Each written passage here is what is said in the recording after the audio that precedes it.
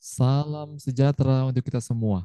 Saudaraku, mari sebelum kita akan kembali mendengarkan dan belajar kebenaran firman Tuhan, sama-sama kita terlebih dahulu kita bersatu hati, kita berdoa.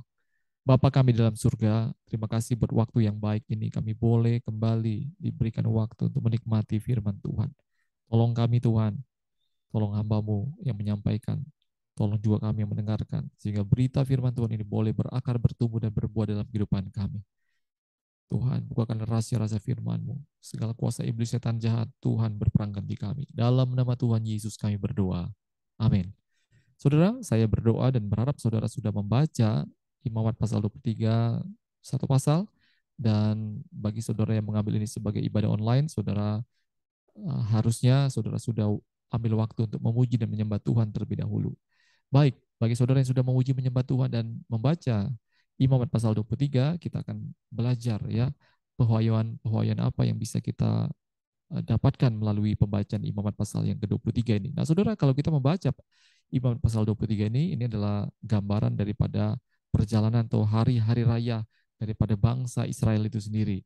Ya, di situ kita akan temukan ada hari raya Sabat, Paskah, roti tidak beragi persembahan unjukan, hari raya Pantekosta, hari raya peniupan sangkakala, pendamaian, dan yang terakhir hari raya Pondok Daun. Nah, semuanya ini adalah sesuatu gambaran yang akan terjadi di masa depan yang wujudnya itu adalah Kristus ya. Kolose pasal 2 16-17 ya. Semuanya ini hanyalah bayangan dari apa yang harus datang, sedang wujudnya ialah Kristus. Nah, Saudara, perjalanan bangsa Israel pada masa itu semenjak mereka keluar dari tanah perbudakan sampai menuju tanah Kanaan itu juga merupakan gambaran perjalanan kita secara rohani orang-orang Kristen pada zaman ini ya. Nah, kita akan lihat ini bersama-sama ya. Nah, yang pertama adalah hari Sabat.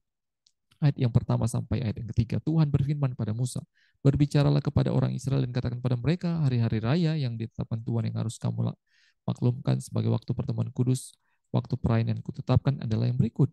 6 hari lamanya boleh dilakukan pekerjaan, tetapi pada hari yang ketujuh haruslah ada Sabat, hari perhentian penuh, yakni hari pertemuan kudus. Janganlah kamu melakukan sesuatu pekerjaan. Itulah Sabat bagi Tuhan di segala tempat kediamanmu. Nah, saudara, apa pengertian Sabat bagi orang Kristen hari ini?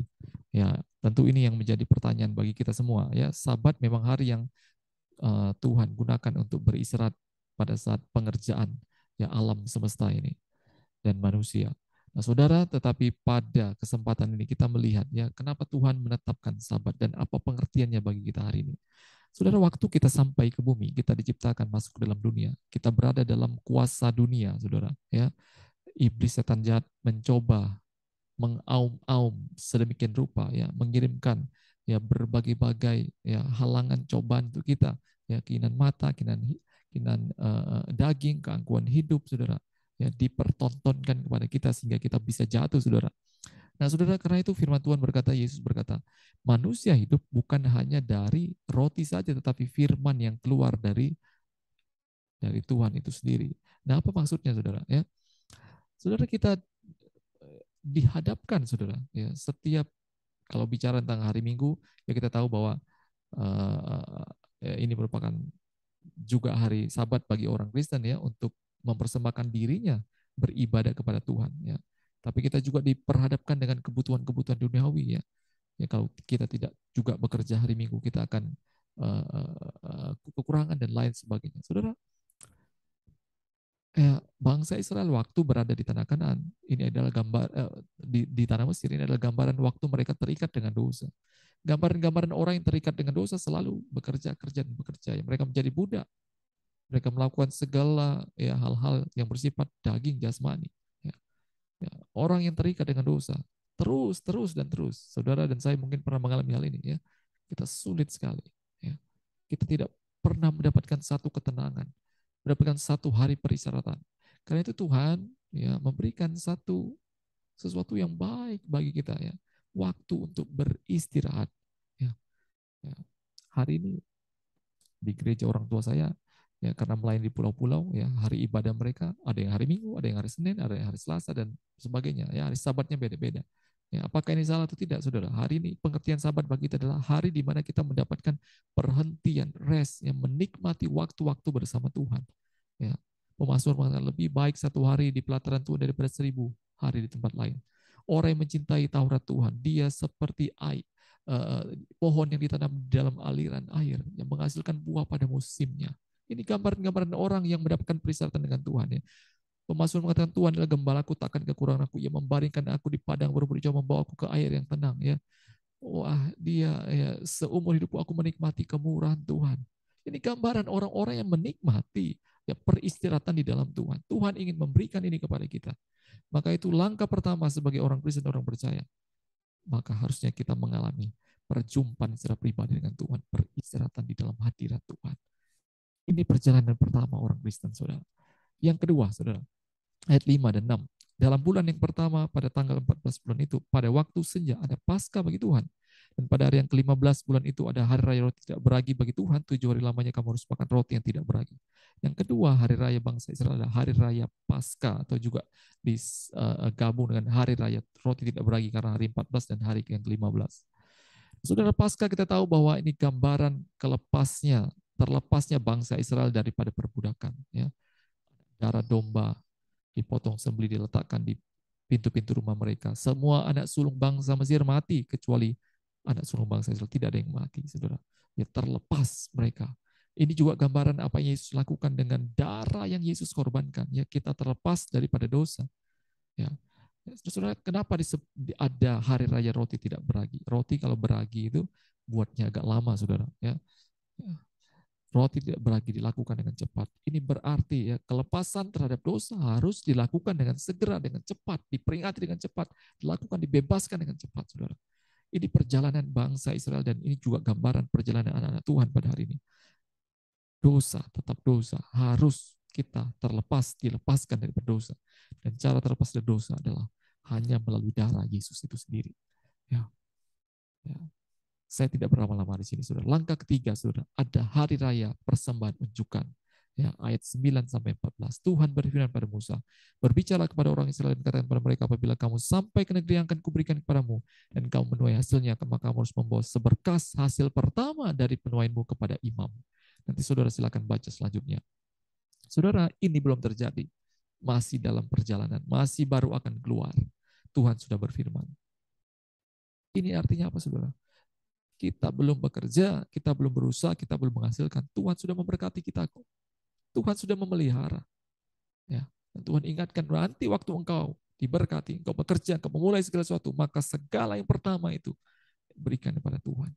Ini juga gambaran daripada Tuhan Yesus. Ya. Korban yang terbesar yang Yesus lakukan, saudara. Ya. Buah sulung itu dipersembahkan kepada Allah. Itu Yesus sendiri. Saudara tahu, ya, di dalam ayat-ayat 1 Korintus 15 ayat 20 sampai 23 ya. Tetapi yang benar ialah bahwa Kristus telah dibangkitkan dari antara orang mati sebagai orang yang sulung dari orang-orang yang telah meninggal. Yesus sebagai yang sulung, saudara.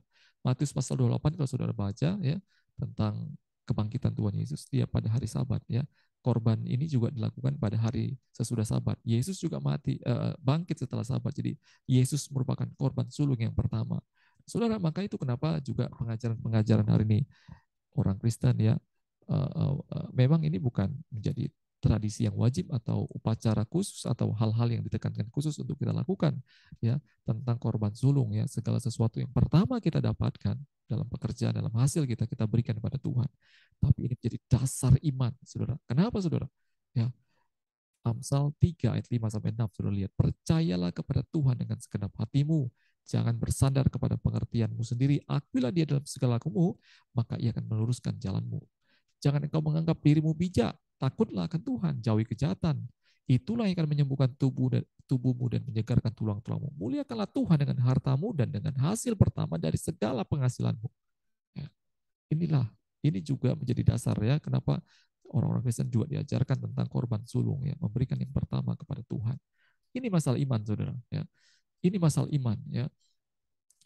Saudara ya, apa artinya bagi gereja Tuhan hari ini tuh? Saudara, setelah saudara terima ya perjumpaan secara pribadi dengan Tuhan, saudara meninggalkan dosa dengan cepat. Saudara mempersembahkan Roma pasal mengatakan bahwa Ya, persembahkanlah tubuhmu sebagai persembahan yang hidup kudus yang berkenan pada itu ibadahmu sejati. Ya. Kita harus mempersembahkan hidup kita sepenuhnya bagi Tuhan. Ya. Dahulukan dulu kerajaan Allah, maka semuanya akan ditambahkan kepadamu. Ya, utamakan Tuhan dulu, saudara. Hidupmu itu menjadi milik Tuhan.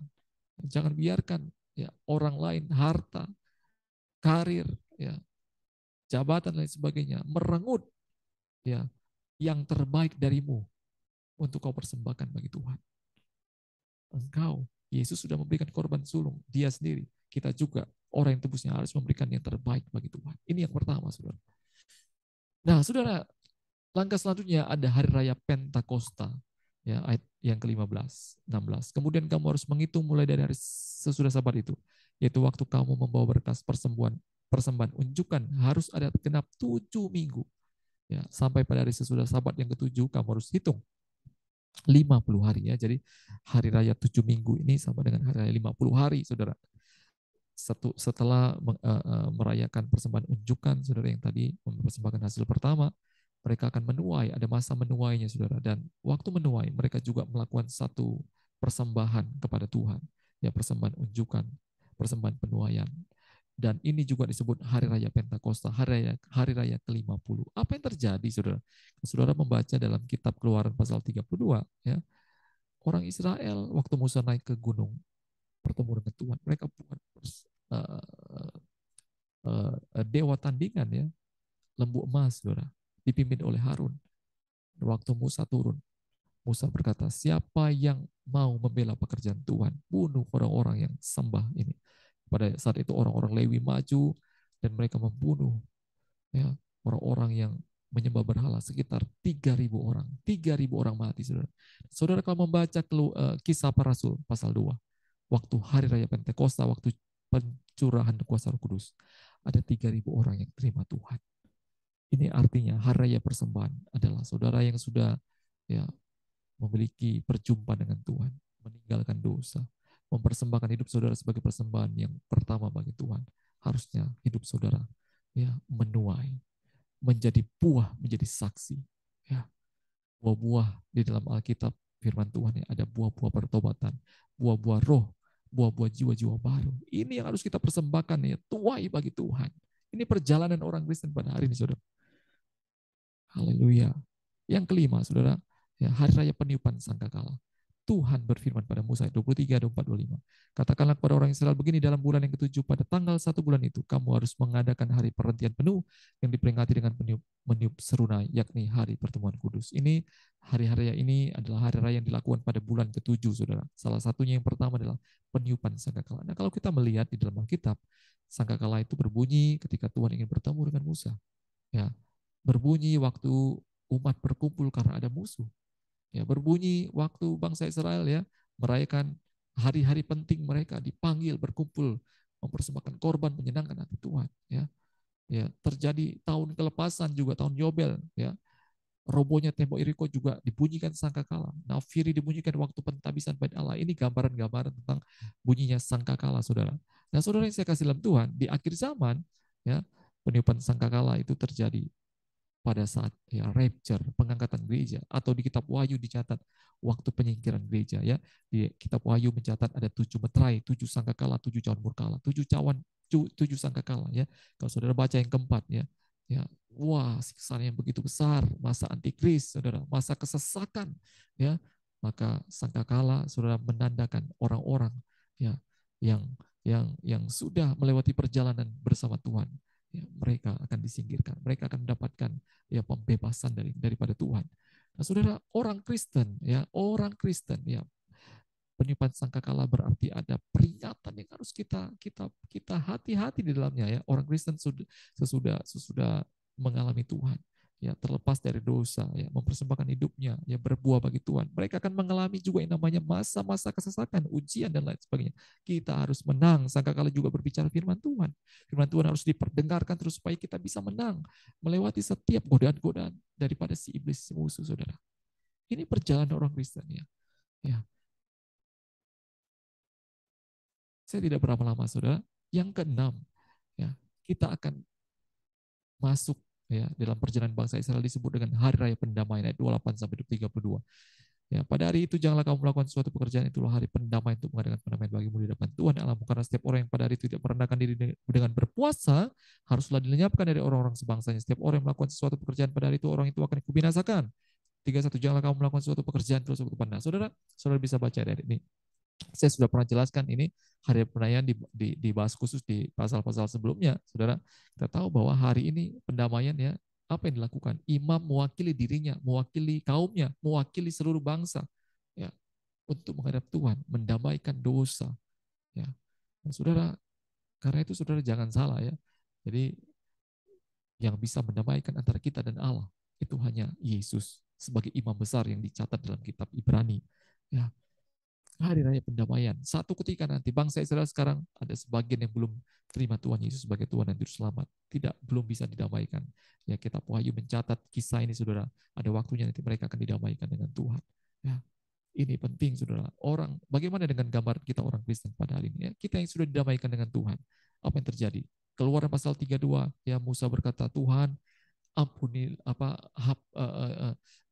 ampunilah dosa mereka, biarlah namaku saja Tuhan, aku saja yang menggantikan mereka, kesalahan mereka. Tuhan bilang tidak, orang yang berdosa di hadapanku itulah namanya yang kuhapus dalam kitab kehidupan. Dalam kitab Wahyu dicatat, saudara, bahwa ya ada juga orang-orang yang namanya tercantum dalam buku kitab kehidupan, saudara. Ini melambangkan tentang hari pendamaian. Ya. Orang-orang yang didamaikan Tuhan, namanya pasti tercantum dalam kitab buku kehidupan. Saya dan saudara melewati proses-proses. Dan yang terakhir, saudara, yang terakhir nah, ada hari raya Pondok Daun. Nah, saudara, sebelum saya hari raya Pondok Daun, di hari raya pendamaian tadi, ya, kalau kita baca tadi ada harus berpuasa dan lain sebagainya, itu melambangkan tentang bagaimana kita perlu hidup dengan benar, sungguh-sungguh kepada Tuhan, ya, korbannya harus benar, ya, penghapus dosa, bakaran, ya. Saya sudah menjelaskan itu di pasal-pasal sebelumnya. Nah, kita akan langsung yang terakhir, perjalanan bangsa Israel dan juga merupakan perjalanan orang Kristen, hari raya Pondok Daun, ya, di mana mereka mengingat bagaimana mereka pernah berjalan bersama Tuhan, ya, di padang gurun, saudara. Ya, hari raya ini terus sampai kepada zaman Yesus. Mereka masih merayakan ini, saudara. Apa maksudnya dan maknanya bagi kita? Saudara yang saya kasih dalam Tuhan, ya, hari raya Pondok Daun, ya, ini berbicara tentang, ya, ada tafsiran mengatakan bahwa Yesus lahir di perayaan Pondok Daun, ya. Berarti ini waktu Yesus mungkin 33 tahun di bumi, berarti dia berkemah bersama manusia, ada bersama manusia selama waktu itu 33 tahun. Yesus bersama kita. Di dalam tipologi masa depan kita tahu bahwa ada masa 1000 tahun damai, saudara. Ya, ada masa 1000 tahun damai di mana kemah Allah bertata di bumi. Ya, ya. Nah, saudara, ini juga perjalanan orang Kristen. Kita akan menikmati hal ini, saudara. Ya, kiranya Tuhan Yesus menolong kita. Nah, saudara, karena itu, ya, ini dirayakan, perayaan ini dirayakan. Ini mengingatkan kita, mari jangan lupakan pertolongan kebaikan Tuhan dan cara-cara hidup kita sebagai orang Kristen. Ya, kita terus rayakan, kita terus peringati, dan kita lakukan kebenaran Tuhan. Tuhan Yesus kiranya menolong kita. Mari sama-sama kita tundukkan kepala, kita berdoa. Tuhan, terima kasih buat firman Tuhan. Sudah memberikan kami kisi-kisi bayangan di masa depan. Bagaimana Tuhan bekerja dalam kehidupan kami di masa lalu sampai pada masa kini. Kau Allah Alfa dan Omega, Tuhan. Kau yang awal dan Kau yang akhir. Dan Kau sudah menunjukkan juga kepada kami bagaimana perjalanan hidup kami sebagai imam-imam Tuhan, sebagai orang-orang Kristen, orang-orang percaya kepada Engkau pada akhir zaman ini. Terima kasih buat firman-Mu. Tolong kami, Tuhan, untuk melakukannya di dalam kehidupan kami. Di dalam nama Tuhan Yesus kami berdoa. Amin.